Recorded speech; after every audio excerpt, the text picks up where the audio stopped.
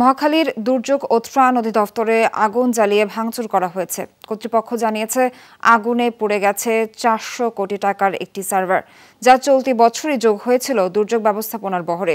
একসাথে ওই ভবনের গ্যারেজে থাকা 53টি যানবাহন আগুনে পড়ে গেছে। এ বিষয়ে বিস্তারিত জানব সহকর্মী রায়হান ফেরদৌসের কাছ থেকে।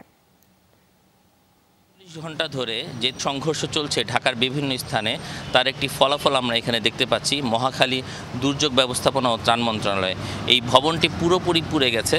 আমরা যদি আপনাদেরকে একটু দেখাই যে এখানে যে গাড়িগুলো রয়েছে এবং ভিতরে যে মেশিন বা যন্ত্রপাতিগুলো রয়েছে সেগুলোর অবস্থা পুরোপুরি একেবারে পুড়ে গেছে। আমাদের অনেক গাড়ি পুড়িয়ে দেওয়া হয়েছে। আমাদের সার্ভার ছিল একটা ডেটার জন্য, সেটা ক্ষতিগ্রস্ত।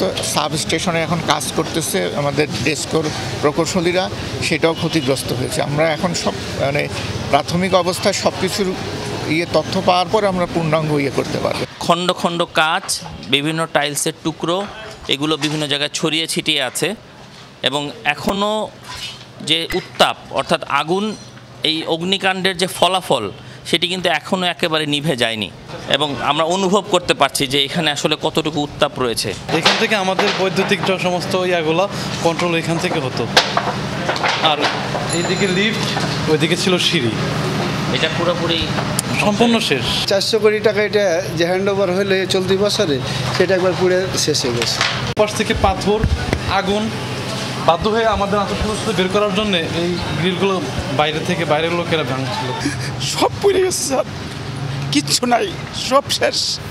ক্ষয়ক্ষতির পরিমাণ নিরূপণ করে কবে পুনরায় এই ভবন আবারও আগের অবস্থায় ফিরবে তা নিশ্চিত করতে পারেননি কর্মকর্তারা। রায়হান ফেরদৌস, যমুনা নিউজ, ঢাকা।